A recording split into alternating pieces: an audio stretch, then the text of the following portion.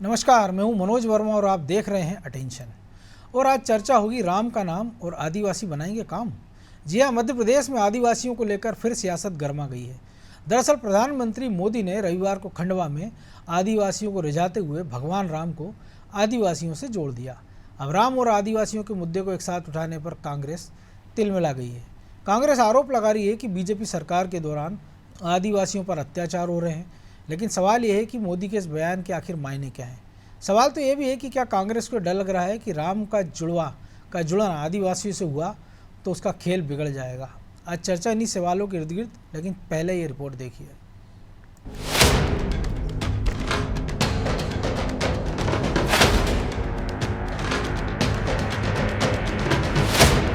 क्या ये हमारा आदिवासी समाज भगवान राम के जमाने में था कि नहीं? क्या हमारे इस आदिवासी समाज ने राजकुमार राम को पुरुषोत्तम राम बनाया कि नहीं बनाया? ये हमारे आदिवासी समाज ने भगवान राम को भी संभाला कि नहीं संभाला? सिवनी में प्रधानमंत्री मोदी ने एक तीर से कई निशाने लगाए। मोदी ने राम नाम से आदिवासियों को जोड़ा, इस वर्ग को रिझाने की कोशिश की तो आदिवासियों के बीच कांग्रेस के खिलाफ माहौल भी बनाया। अब एमपी के चुनाव में राम और आदिवासी की ये इक्वेशन कई मायनों में अहम है। एक तरफ अयोध्या में राम मंदिर तैयार होने जा रहा है, इसे बीजेपी लगातार बुलाने में जुटी है। वहीं एमपी के चुनाव में मोदी ने अब इसे आदिवासियों से जोड़कर इस वोट बैंक को अपने पक्ष में लाने की कोशिश की है। साथ ही साथ कांग्रेस पर यह आरोप भी लगा दिया कि उन्हें कभी आदिवासियों की याद नहीं आई। आजकल एक कांग्रेस के नेता आदिवासियों में जाकर के झूठ फैलाने की फैक्ट्री खोल रहे हैं, भांति भांति के भ्रम फैलाने का प्रयास कर रहे हैं। कांग्रेस वालों के तो मुंह में आदिवासी नाम शब्द शोभा नहीं देता है। बीजेपी और कांग्रेस आदिवासियों के बीच अपनी पकड़ को मजबूत करने में जुटी है, क्योंकि आदिवासी ही मध्य प्रदेश की सत्ता की चाबी है।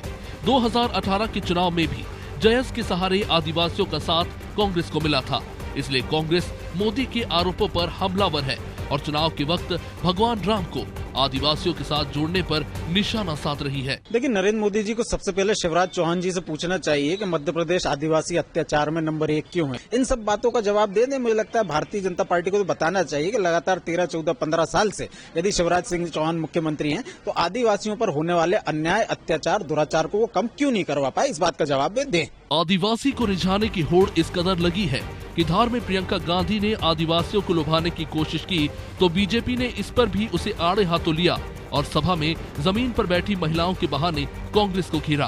प्रियंका गांधी अपने 40 से अधिक नेताओं के साथ छायादार मंच पर शाही कुर्सी पर बैठी और सामने आदिवासी गरीब बहनें, सबके लिए कुर्सी तक नसीब नहीं, सबको नीचे जमीन पर बिठाया गया। भाषण सुनने के लिए आदिवासी महिलाएं बहनें तो बुलाई गई, लेकिन उनको कुर्सी तक नहीं दी गई और जमीन पर बिठाकर उन्हें घंटों भाषण परोसा गया। बड़े शर्म की बात है, कांग्रेस का आदिवासी विरोधी चेहरा एक बार फिर सामने आया। अब ये जानना भी जरूरी है कि पीएम मोदी को आदिवासियों को राम से जोड़ने की जरूरत क्यों पड़ी। दरअसल महाकौशल में गोंड, बेगा, कोल, पनिका जैसे आदिवासी वर्ग हैं। मोदी ने 47 आदिवासी सीटों को साधने की कोशिश की, इनमें कई सीटों पर कांग्रेस का प्रभाव है। मोदी ये जानते हैं कि राम के साथ आदिवासियों का जुड़ाव मजबूत हुआ तो ये गेम चेंजर होगा। फायदा न सिर्फ विधानसभा बल्कि लोकसभा में भी मिलेगा। ब्यूरो रिपोर्ट, अनादि टीवी।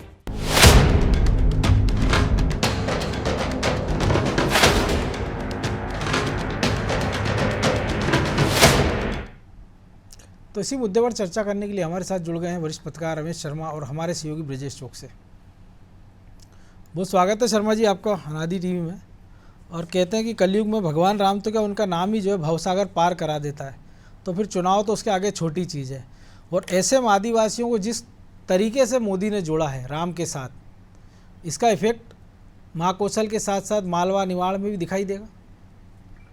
ये बिल्कुल आपने सही कहा, क्योंकि मालवा, निमाड़ और महाकौशल की ये वो पट्टी है, इस पट्टी ने भारत पर आक्रांताओं का दौर कोई भी रहा हो, वो सल्तनत काल का रहा हो, वो अंग्रेजी काल का रहा हो या वो और किसी का रहा हो, इन लोगों ने सदैव प्रतिकार किया है और समर्पण इस पट्टी ने कभी नहीं किया है। बिल्कुल। अगर हम स्वतंत्रता आंदोलन भी देखें तो 1857 तो संघर्ष बाद में हुआ। 1822 के आसपास जब भोसले नागपुर से आए थे तो वो पूरी इसी महाकौशल की आदिवासी पट्टी में रहे, गांव के गांव जलाए, सामूहिक नरसंहार अंग्रेजों ने किया, ये सब गजेटियर में मौजूद है। उसके बावजूद भी किसी आदिवासी ने उनका पता नहीं दिया। लगभग 20 वर्षों तक वो निमाड़ से लेकर के महाकौशल की जो पट्टी है, मंडला, पचमढ़ी और निमाड़ की, ये इस पट्टी में 20 वर्ष तक भोसले रहे और 1842 के आसपास पर उनका निधन हुआ। तो कुल मिलाकर के ऐसी राष्ट्रभक्त है। और आगे चल करके जब अंग्रेजों के साथ कांग्रेस ने संघर्ष किया तो कहीं ना कहीं फिर वो कांग्रेस से जुड़ गए। तो इस पूरी पट्टी में कांग्रेस का एक अपना प्रभाव रहा है। हालांकि पिछले कुछ वर्षों से आदिवासियों के बीच में जाकर के आरएसएस वालों ने और भाजपा वालों ने अपनी पैठ बनाने की कोशिश की है। उन्होंने मंडला में कुंभ किया है, सबरी कुंभ किया है, झाबुआ में कुंभ किया है। इस पट्टी में आदिवासियों को साधने की कोशिश की है, उसका उनको थोड़ा बहुत लाभ भी हुआ है।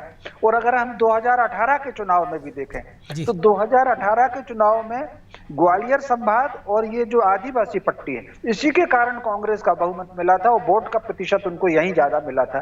तो इस बार भाजपा बहुत पूरी ताकत इस पट्टी में लगा रही है।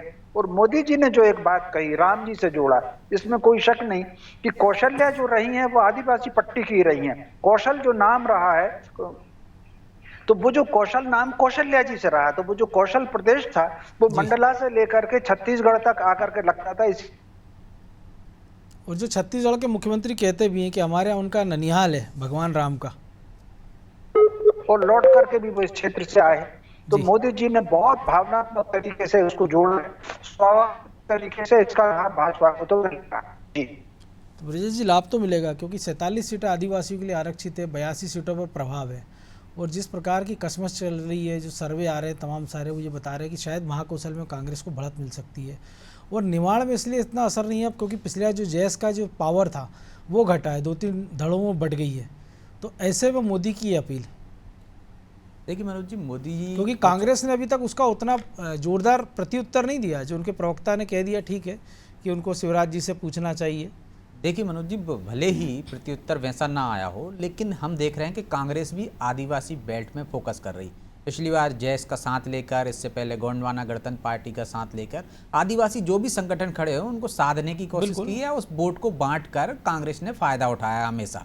आप देखिए, जब जब आदिवासी खिसके हैं, कांग्रेस सत्ता से बाहर हो गई। 2018 में जो शर्मा जी बता रहे हैं समर्थन मिला या बहुमत में आए या वो सत्ता के 15 माह का स्वाद चख पाए, तो वो सिर्फ आदिवासी बेल्ट की वजह से ही। तो आप देखिए कि फोकस वो भी कर रहे हैं, चाहे प्रियंका गांधी हो, चाहे राहुल गांधी हो, लगातार उस क्षेत्र में, या कमलनाथ जी दौरे कर रहे हैं लगातार। वो आदिवासियों को साधने की कोशिश कर रहे हैं। वो बार बार ये अटैक करते हैं बीजेपी पर कि वो आपको वनवासी मानते हैं, आपको बाहर का मानते हैं, जबकि ज़मीन आपकी है, सब कुछ आपका है, आप यहाँ के मूल निवासी हो। एक तरह से वो बीजेपी के खिलाफ इस तरह से बोलते हैं कि उन्होंने कुछ नहीं दिया। और खुद को जिस तरह से इंदिरा गांधी की पोती हूँ, ऐसे वो आदिवासियों को ही जोड़ने की कोशिश कर रहे हैं। जो शर्मा जी ने भी जिक्र किया, कांग्रेस से कैसे जुड़ गए थे संघर्ष के दौर में, आज़ादी के आंदोलन में, तब से वो कांग्रेस का समर्थन करते रहे हैं। और कांग्रेस का कोर वोट बैंक हुआ करता था, चाहे आदिवासी हो चाहे दलित हो।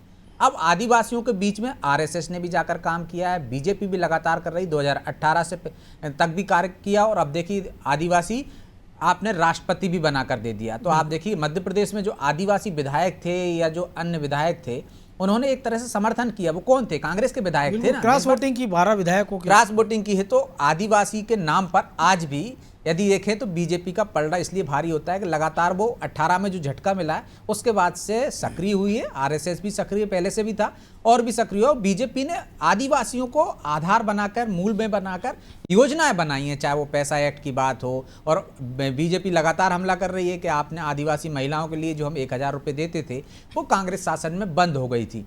तो आदिवासियों को साधने के लिए, चाहे जननायकों को सम्मान देना हो, चाहे आदिवासी नायकों के नाम पर कॉलेज का हो, रेलवे स्टेशन का हो, चौराहे, प्रतिमा का हो, वो बाकायदा उनका नामकरण किया जा रहा है, उनको वो सम्मान दिया जा रहा है। और आरोप लगाया जा रहा है कि आदिवासियों को जो सम्मान मिलना चाहिए था वो सम्मान कांग्रेस ने अब तक नहीं दिया। ये तो रही बात। अब राम को जिक्र इसलिए कि हमेशा राम के माध्यम से बीजेपी कोशिश करती है कि सभी समुदाय को, जो हिंदू हैं या कुछ आदिवासी हैं, सबको जोड़ सके। क्योंकि राम एक वो चेहरा है, एक चरित्र है जो आप देखिए, चाहे निषाद हो, चाहे सबरी हो, चाहे केवट हो, और आप सबको जोड़ते हुए, चाहे बनवासी जो हम बानर कह सकते हैं उस दौर के, सबको साथ लेकर उन लोगों के बीच में लेकर उनके नायक बने थे। एक तरह से सबका समर्थन मिल रहा था, जो मोदी जी ने जिक्र किया है, वो जोड़ने की कोशिश की आदिवासियों को राम से। यदि ये दाव मुझे लगता है सफल रहा तो आदिवासी एक तरफ एकजुट होकर राम के नाम पर मुझे लगता है कि बीजेपी के पाले में आ सकते हैं, जो नुकसान हो सकता था यदि ये दाव चला तो।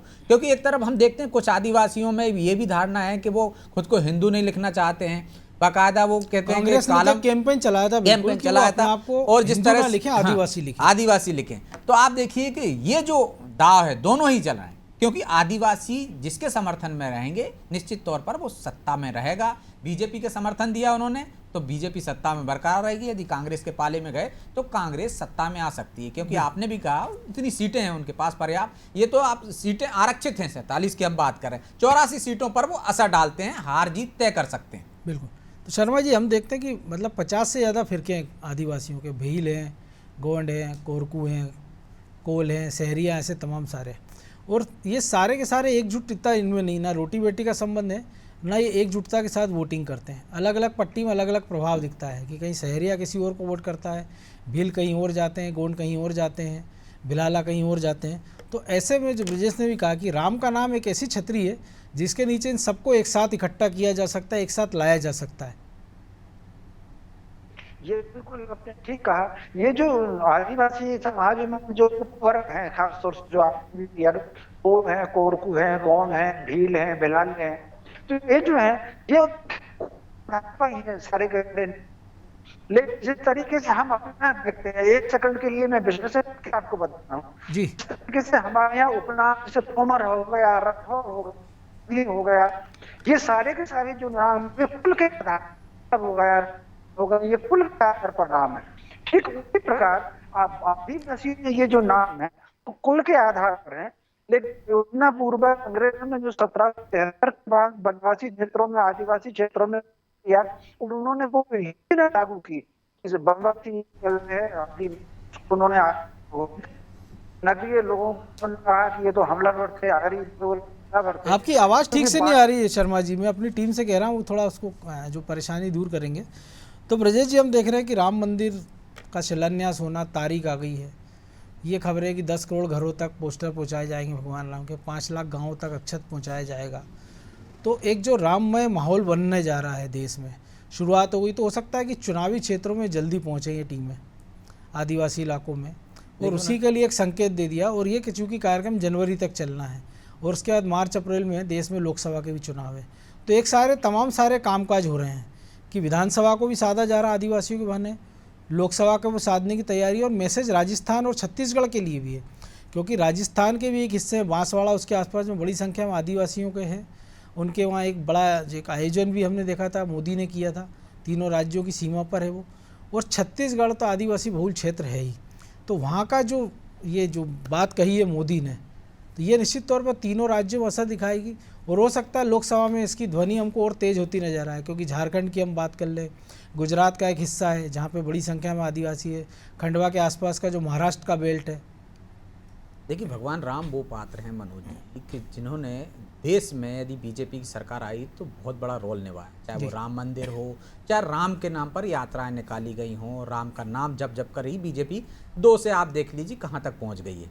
तो आप ये मान लीजिए कि 2 बार अपने दम पर बहुमत हासिल 2 बार अपने दम पर बहुमत हासिल किया है, और 3 राज्यों का नहीं, निश्चित तौर पर पूरे लोकसभा चुनाव में इसका असर होगा। राम वो नाम है, राम के नाम जपने की वजह से ही यदि बीजेपी यहाँ पहुंची तो आप देखिए आज की तारीख में राम पर बात तो कांग्रेस ही नहीं, अन्य राजनीतिक दल भी कर रहे हैं। अयोध्या में यदि आम आदमी पार्टी यात्रा करा रही है वहाँ से अपने मतदाताओं को, तो आप देख लीजिए कि दिग्विजय सिंह को कहना पड़ रहा है कि राम किसी एक के नहीं है, सबके राम है। मैंने भी चंदा दिया, मैंने भी चंदा दिया। हालांकि वो चंदा जिस तरीके से दिया था, उनको चंदा देना चाहिए था राम मंदिर ट्रस्ट को, लेकिन वो देते हैं प्रधानमंत्री को भेज देते हैं चेक, और वापस आ जाता है कि आपको चंदा कीजिए। देखते हैं कि राजनीतिक दल के लोग जो इस्तीफा भेजते हैं वो विधायक, सांसद, तो आप देखिए जब बाकायदा पार्टी अध्यक्ष को अकाउंट नंबर जारी हुआ था, ट्रस्ट को आप दान कर सकते थे, लेकिन आप प्रधानमंत्री को भेज रहे हैं चेक कि आप राम मंदिर में दान कर दीजिए, तो मतलब प्रधानमंत्री का ये भी काम होगा। तो राजनीति में आप देखिए राजनीति कहाँ कहाँ तक की जाती है। अब रही बात राम को लेकर, तो निश्चित तौर पर मध्य प्रदेश में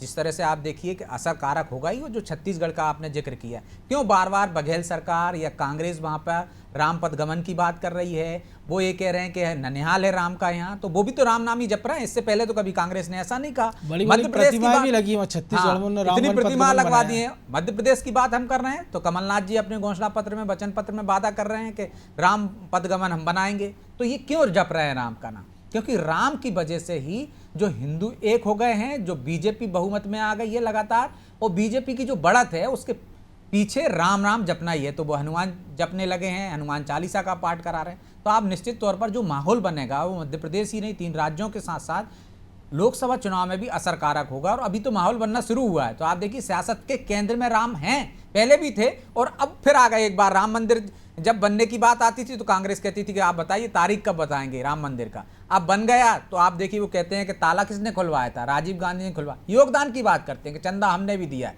ये काम आप क्यों नहीं करा सकते। अब वो कहते हैं कि कोर्ट का फैसला है लेकिन मोदी जी श्रेय ले रहे हैं। तो जो राम नाम लेकर जो लगातार यात्राएं करके, चाहे कार सेवक के जरिए, एक तरह से शहादत तो उन्हीं के लोगों ने दी ना, बीजेपी के लोगों ने, चाहे आरएसएस के लोगों ने, चाहे बजरंग दल के लोग, उन्हीं से लोग जुड़े हुए हैं। संघ परिवार कह सकते हैं। जब आप मानते थे कि उनकी दम पर सरकार नहीं बन सकती, तो लेकिन वो राम के छाते के नीचे ही सब एक आए हैं, एक हुए हैं। तो अब आप जातिगत जनगणना की बात कर रहे हो क्योंकि आप फूट डालना चाह रहे हो। तो मुझे लगता है कि राम का असर ना पहले खत्म हुआ था ना अब खत्म होगा, ये और बढ़ेगा। आप देखिएगा अगले लोकसभा चुनाव में भी असर करेगा 3 राज्यों के साथ साथ। बिल्कुल शर्मा जी, हमने देखा कि कांग्रेस भी लगातार फोकस कर रही थी आदिवासी इलाकों में। भोपाल में एक बड़ा सम्मेलन हुआ था, जो तमाम सारे आदिवासी संगठन हैं उन सबके प्रतिनिधि इकट्ठे हुए थे। रिटायर्ड आईएएसओ को कमलनाथ ने कमान सौंपी थी कि इन सबको एक छाते के नीचे ले आया जाए, ताकि वो पूरे प्रदेश में कहीं भी वोट कर रहे तो कांग्रेस के फेवर में करें, अपनी जाति के उम्मीदवार को या जो लोकल इश्यू उस पर ना जाएं। लेकिन बीच में फिर प्रयास कांग्रेस ने वो छोड़ दिए। आदिवासियों को लेकर जो चिंता थी वो जुबानी जमा खर्च साबित हुई कि कोई घटना हो जाती थी, नेमावर में आदिवासी परिवार की हत्या होती थी तो उनके बयान आ जाते थे, सीधी का पेशाब कांड हो जाता था तो उसके बयान आ जाते थे। उसके बाद वो परिवारों के साथ क्या हो रहा है, सरकारी सहायता मिली नहीं मिली किन हालात में, ये जानने की कोशिश कांग्रेस ने की नहीं। देखिए, मोटे तौर पर एक बात समझ लीजिए, कांग्रेस का आदिवासी समाज में प्रभाव था, नाम था, और आदिवासी समाज कांग्रेस को समर्थन करता था और ज्यादातर आदिवासी वोट कांग्रेस को मिलते थे, ये ऐतिहासिक सत्य है। लेकिन आदिवासी समाज में कांग्रेस संगठन का नेटवर्क निचले स्तर पर नहीं था। आदिवासियों में जो सामाजिक कार्यकर्ता काम करते थे, ज्यादातर जो चर्च से या तो चर्च से जुड़े हुए थे, या ये जो आंदोलन चल रहा है जिसको अपन वामपंथियों का या नक्सलाइट का हम आंदोलन कह सकते थे, जो आदिवासियों को नगरीय समाज से तोड़ करके एक अलग गोलबंद करने के प्रयास में थे। जो अभियान इन दोनों अभियान चला रहे हैं कि आप हिंदू मत लिखिए, आदिवासी लिखिए, ये एक नेटवर्क अलग है। ये नेटवर्क तब खड़ा हुआ था 1919 के आसपास। ये नेटवर्क खड़ा हुआ था जब मार्क्स से पूछा गया कि भारत में तो इतनी गरीबी है और भारत में गरीबी है तो यहाँ कम्युनिज्म क्यों नहीं आ रहा। तब उन्होंने कहा था कि यहाँ वर्ण संघर्ष किया जाना चाहिए, यहाँ वर्ग संघर्ष नहीं होगा। तब क्योंकि आदिवासी समाज को काट करके ये सारा घटनाक्रम बना और अंग्रेज आदिवासियों पर फोकस नहीं करना चाहते थे। तो सारी जो संपदा थी, चाहे वो सोने की खदानें हो, हीरे की खदानें हो, पत्थर की खदानें हो, औषधि, वो सारी जंगल में मिलती थी, तो उनको जंगल पे कब्जा करना था। तो कांग्रेस का जो नेटवर्क था वो यही वाला नेटवर्क है। कांग्रेस का अपना नेटवर्क वहां पर नहीं था। फिर आगे चलकर जब आरएसएस वाले सक्रिय हुए और भाजपा ने अपना वहां पर नेटवर्क बनाया, तो उसके बाद भाजपा का वहां पर वोट बैंक बढ़ना शुरू हुआ। बाद में उस वोट बैंक के काउंटर को जो आदिवासियों को लेकर के 2-3 जो राजनीतिक दल बने, जैसे जयस बना और 2-3 बने, तो वो जो है जय जोहार बना और 2-4 बने, तो कांग्रेस ने उनको साथ करके अपना काम करना शुरू किया। तो मोटे तौर पर जब आरएसएस वाले वहां गए तो चर्च को इसमें चिंता लगी। तो अगर आप देखेंगे तो मंडला से लेकर के बैतूल की पूरी पट्टी में पिछली बार चर्च ने बहुत सभाएं ली हैं, सम्मेलन किए हैं और कांग्रेस को जिताने की कोशिश की है। तो उसका काउंटर जो किया, इस बीच में भाजपा ने एक कदम पीछे हटाया। भाजपा उनको बनवासी कहा करती थी, लेकिन अगर आप मोदी जी का भाषण सुना हो तो उन्होंने खुल करके आदिवासी शब्द कहा। भाजपा पहले आदिवासी शब्द का विरोध करती थी कि आदिवासी और ये अलग नहीं। तो जो भी कुछ है, तो कुल मिलाकर के बड़ी दमदार वहां पर राजनीतिक लड़ाई है। और मैं समझता हूँ इस बार की जो लड़ाई होगी वो बहुत सारी चीजों में निर्णायक होगी। और राम जी को उन्होंने किस लिए लेकर आए, आप अगर ये महाकौशल की पट्टी को देखेंगे तो महाकौशल की पट्टी में आदिवासियों को जो नाम मिलते हैं, आपको कम से कम आधे नामों के बीच में आपको राम शब्द आदिवासियों के बीच में राम के नाम मिल जाएंगे। तो वो जो उन्होंने एकदम से आदिवासी शब्द लिया और राम जी का नाम लिया, इस आधार पर उन्होंने अपना प्रभाव वहां पर भाजपा का बनाने का प्रयत्न किया है। जी, लेकिन आपको लग रहा है इतने वर्ष से काम हो जाएगा या इसके अलावा भी कुछ करना पड़ेगा? क्योंकि पैसा एक्ट से लेकर तमाम सारे काम हमने देखा किए हैं सरकार ने। हाँ, देखिए इसके अलावा भाजपा बराबर और आरएसएस वाले वहां पर काम बराबर कर रहे हैं। और दूसरा मुझे लग रहा है अगर ये सरकार आ गए तो कुछ ऐसे निर्णय वो ले सकते हैं आदिवासियों को के मामले में कि कहीं ना कहीं से उनका जुड़ाव जो है वो राम से या भाजपा से उनका जुड़ाव अतिरिक्त बढ़े।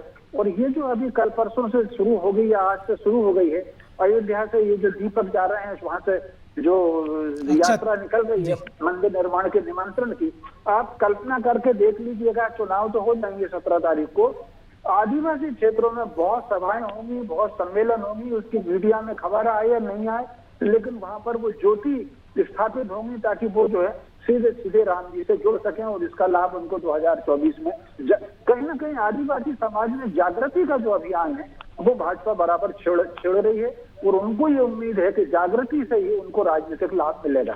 जी बिल्कुल। तो ब्रजेश जी, राजनीतिक लाभ तो ठीक है, जागृति भी अपनी जगह जरूरी है, क्योंकि लंबे समय तक ये समाज वंचित रहा है। चाहे स्वास्थ्य की बात कर लें, शिक्षा की बात कर लें, राजनीतिक अधिकार भी इसलिए कि मजबूरी में राजनीतिक दलों की ये थी कि चूंकि सीटें उतनी आरक्षित है तो उतनी आपको टिकट देना ही है। देखिए मनोज जी, जागरूकता की कमी तो पहले थी आदिवासियों में, लेकिन अब वो जागरूकता की कमी दूर हो गई। आप देखिए आदिवासी युवाओं ने संगठन बना, युवा आज की तारीख में पढ़ा लिखा है, सोशल मीडिया से जुड़ा हुआ है, वो देश दुनिया को देख रहा है, तो वो अच्छा बुरा समझने लगा है। कोई आप उसको वोट बैंक की तरह से इस्तेमाल नहीं कर सकते हैं। तो ये बड़ा कारण रहा है कि आदिवासियों में जो जागरूकता आई है, इसकी वजह से आप उनको ये नहीं मान सकते हो कि अब वो कांग्रेस का ही रहेगा। वो देख रहा है कि कौन उसके लिए बेहतर कर रहा है, इतने सालों में क्यों नहीं हुआ उसके लिए।